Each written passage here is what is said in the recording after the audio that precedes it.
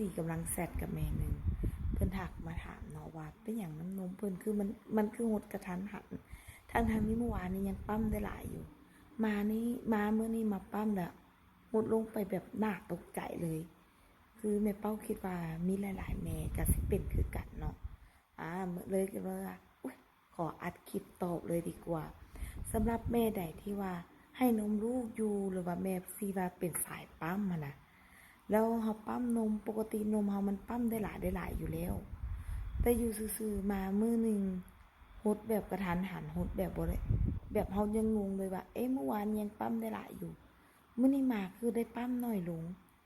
เป็นน้ำตัวเองกินอย่างพิษบ่เฮ็ดอย่างพิษบ่ทั้งที่บ่ได้ตกหอบปั้มเลยอยากจะบอกแม่ๆเนาะหลายคนที่ว่าเจอปัญหานี้อยู่นะให้เข้าใจเลยว่าการที่น้ำนมเจ้าหดกระทันหันคือด้วยฮอร์โมนในร่างกายเฮานี่แหละเพราะว่าผู้หญิงเฮามันจะมีฮอร์โมนเอสโตรเจนเนาะที่เวลาเฮาใกล้สิเป็นรอบเดือนแล้วฮอร์โมนตัวนี้มันจะสูงขึ้นมันจึงไปกดทับฮอร์โมนโปรเลสตินที่มันช่วยในเรื่องของการผลิตน้ำนมเฮาน้อยลงพอมันไปกดน้อยลงน้ำนมเฮามันก็เลยหดกระทันหันซึ่งแม่ๆบ่ต้องตกใจเนาะถ้าว่าฮอร์โมนตัวนี้มันสูงขึ้นบางคนน่ะอารมณ์เวียงวีน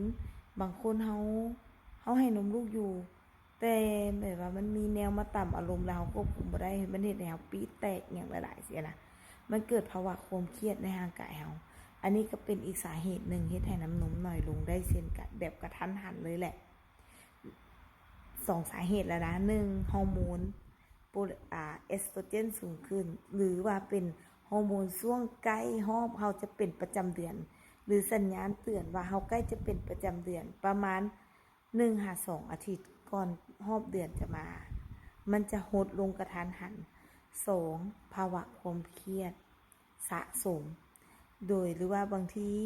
ภาวะแบบอารมณ์เฮาน่ะมันขี้หงุดหงิดหรืออย่างเฮาปี๊ดแตกง่ายๆเสียนะ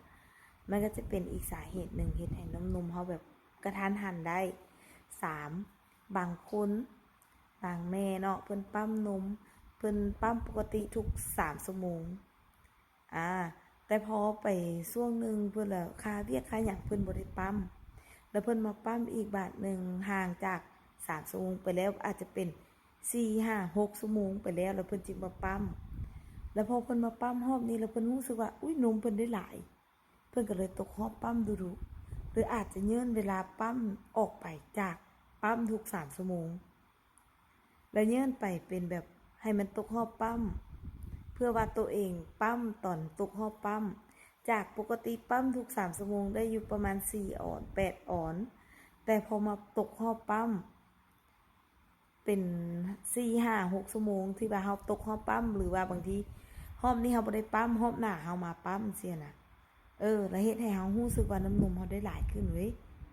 แล้วเฮาเฮ็ดให้ใจเฮาน่ะอยากตกปั๊มฮอบปั๊มดุๆแบบนี้ก็สิเฮ็ดให้น้ำนมเฮาน่ะน้อยลงแบบกระทันหันเพราะว่าอย่างร่างกายเฮามันจะจื้อฮอบปั๊มแบบออโต้เลยยิ่งเฮาตกฮอบปั๊มดุๆแรกๆเหมือนน้ำนมเฮามันได้หลายแต่เสื้อเถาะโดนไปนมจะหดแบบน่าตกใจเลยทั้งที่ปั๊มฮอบแล้วนี่คือได้หลายแต่พอมาปั๊มอีกรอบหนึ่งกลับได้น้อยลงเนาะ3สาเหตุแล้วนะสาเหตุที่4คือแม่ที่เกิดภาวะความเครียดสะสมหรือภาวะซึมเศร้านั่นเองบางคนบางแม่น่ะซึมเศร้าแบบบ่ฮู้ตัวได้ว่าตัวเองเป็นโรคซึมเศร้าอยู่บางคนน่ะก็คือว่าตัวเองก็กินแบบมีความสุขอยู่มีความสุขนะเป็นภาวะซึมเศร้าที่อยากจะบอกว่าภาวะซึมเศร้านี่นะมันมาแบบเฮาบ่ฮู้ตัวอีหลีได้พอมันมาปุ๊บมันเฮ็ดให้นมเฮาหดปั๊บลดแล้วเฮานี่จะคือว่าแบบอยากอยู่คนเดียวคือแบบว่าบ่อยากสนแบบว่าบางทีก็ยังแบบอยากออกจากลูก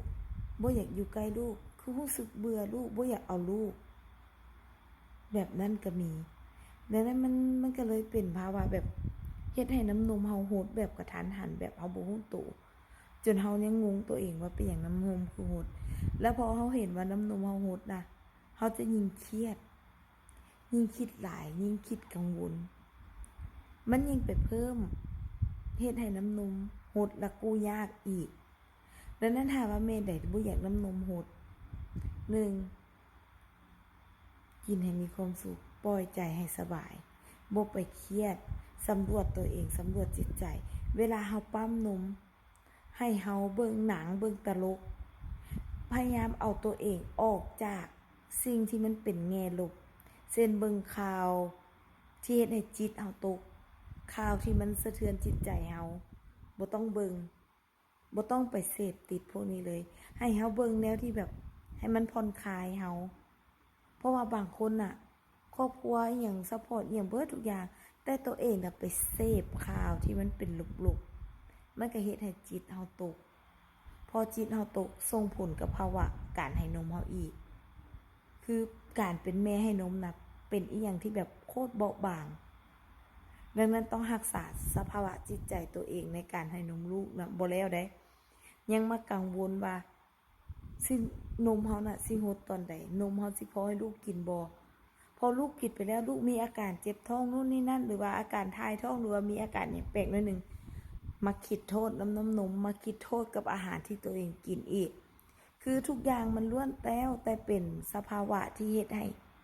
น้ำนมเฮาหดแบบเฮาบ่ฮู้ตัวเลยดังนั้นเวลาถ้าเฮาบ่อยากให้น้ำนมเฮาหดนอกจากปั๊มตรงมุงกินน้ำหลายๆมันเป็นแบบเบสิกเลยนะปั๊มตรงมุงกินน้ำหลายๆบ่ปล่อยให้นมขาดเต้าสำคัญที่สุดคือเฮาต้องรักษาสภาพจิตใจเฮานำบ่ให้มันจิตตกพอเวลาเมื่อใดเฮาจิตตกแล้วมันสะสมกลายเป็นความเครียดแบบเฮาบ่ฮู้ตัวกลายเป็นโรคซึมเศร้าถามมาแบบบ่ฮู้ตัวเฮ็ดให้น้ำนมน้อยอีกแล้วสำหรับแม่ใดที่ว่าช่วงเป็นประจำเดือนแล้วน้ำนมน้อยอันนั้นก็บ่ต้องไปจิตตกนะเฮาปั๊มนมปกติทุกอย่างเฮากระตุ้นทางกายเฮากระตุ้นน้ำนมเฮากินอยู่อย่างปกติเดี๋ยวพอเมื่อใดรอบเดือนเฮาเซาน้ำนมเฮาจะเพิ่มขึ้นมาอีกเนาะและสำหรับแม่ใดที่ว่ามีคำถามเกี่ยวกับการให้นมลูกคือต้องบอกว่าแม่เป้าน่ะจะเป็นสายปั๊มหลายก่อนเพราะว่าอย่างให้ลูกดูดเต้าแล้วลูกดูดคอยดูดแพลวดูดบุกเกี้ยงเต้าดูดย้ำแต่ละเต้านมแม่เบ่งเจ็บบวมแดงโคตรทรมานดังนั้นแม่เป้าก็เลยว่าตัดปัญหาคือให้เป็นสายปั๊มดีกว่าสบายอีกเดี๋ยวจะมาบอกคลิปหน้าจะมาว่าการเป็นแม่สายปั๊มมันสบายแบบไหนอันนี้ในความปฏิบัติของตัวเองนะว่ามันสบายแบบไหนเดี๋ยวมื้อคลิปหน้าจะมาแชร์สำหรับแม่สายปั๊มเป็นอย่างแม่เป้าคือเลือกสายปั๊มนมเป็นอย่างคืออยากแนะนำให้แม่เป็นสายปั๊มนมหลายคนให้ลูกเข้าเต้าแต่ทั้งนี้ขึ้นกับความสะดวกของแต่ละคนนะบ่แม่นว่าต้องยึดแม่เป้าเป็นหลักเนาะเอาความสะดวกเอาความสบายของตัวเองเป็นหลักคลิปนี้ฝากไว้เพียงเท่านี้สำหรับแม่ใดที่ว่ามีปัญหาในเรื่องของการให้นมปัญหาลูกน้อยแรกเกิดหรือปัญหาสุขภาพของแม่หลังเกิดบ่ว่าจะเจ็บหลังปวดแอวน้ำในอีหยังต่างๆทักมาปรึกษาแม่เป้าได้อยากบอกว่าปัญหาพวกนี้บ่เคยเกิดขึ้นนะแม่เป้าเลยเพราะมีตัวช่วยทักมาลงมาปรึกษากันได้ตลอดนะ